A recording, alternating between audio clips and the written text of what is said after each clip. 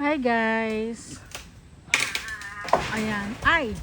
Pagala-gala. Ayan guys, gagawa tayo ng bahay ng turkey. Kasi nasira siya. Turkey, manok, at saka aso. Kasi ito yung bahay ng manok. Ngayon, gagawin na lang ito natin bahay ng aso. Kasi nasira siya. Natanggal lahat, natumba noong bagyo. Yung pinaka-poste niyan, ayan o. Puno ng kahoy. Tapos ngayon, mukhang uulan. Ayan. Bulog na guys. Kasi pag hindi natin to ginawa ng bahay, pakalat-kalat sila. Tapos yung dumi, pakalat-kalat din. Pero actually, may bahay naman talaga itong naunang malalaki. Silang 4. Ito yung bahay nila. Kaya lang, yung first batch na hatch nila, ayun, yun. 5 yan. Inaaway ng mga babae pag pinagsama-sama. Ayun siya, kawawa. Tinutuka. Tapos, minimate na rin noong lalaki. Parang sobrang bata pa, hindi pa kaya. Kaya kailangan gagawa tayo ng panibagong bahay. Ito yung bahay nila. So, lahat sila, pag nag-e-egg, kailangan naka-ready na rin yung pag-iitlogan nila. Ito oh. Ayan. Ayan yung pag-iitlogan nila. Tumutupa na doon sa Azula. So, yan. Kaya kailangan gagawa tayo ng another house nila. Tapos, ayun. Ayun guys, nag-alaga kami ng azola. Yan. Hindi ko sila malalapitan kasi pag nilapitan ko, lalapit sila sa akin. Actually, ang hirap nilang turuan pakainin ng azola. Pero ngayon, masarap siguro hindi muna yan bigyan ng feeds. Kasi ayan o, kinakain na nila yung azola. Ang taba-taba na ng azola. Hindi pa sila kumakain. Ngayon lang yan kumain sana Ha? Ngayon lang yan kumain na. Ngayon pa lang yan. Ngayon pa lang naisip nila dyan. Oh, ngayon pa lang nila naisip na kumain ng azola. Nung binigyan ko ayaw eh. Kasi bala ko yan, i-convert na lang into pan at lalagyan ko ng ano ba yon? Yung parang hipon. Gagawin ko na lang siya ng ganun or hito. Kaya lang ang hito kasi lulundag. Makakawala siya doon. So, yun o, kumakain sila. Kailangan hindi sila lapitan kasi pag nilalapitan sila, nag-aalisan.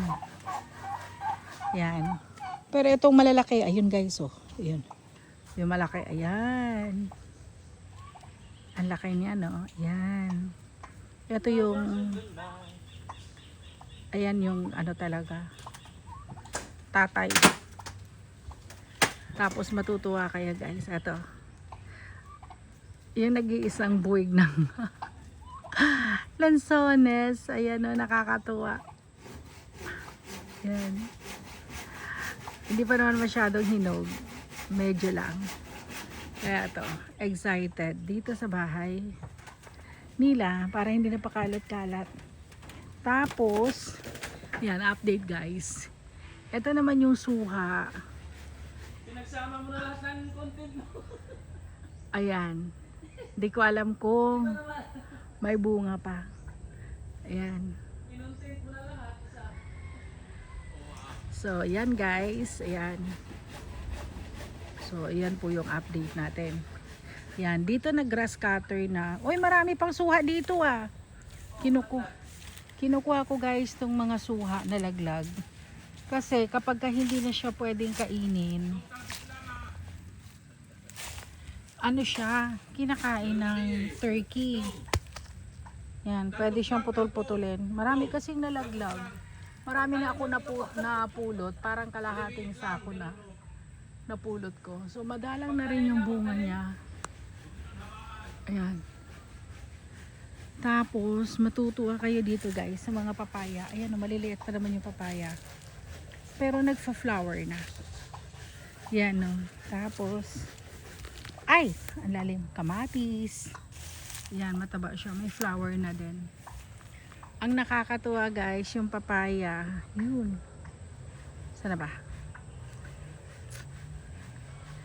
May bunga na siya. Papayang may bunga. Malaki. Ayan. Ang laki na ng bunga niya. Pero ang baba lang yan. Ayan o. Maliit lang. Yan. Mababa lang siya.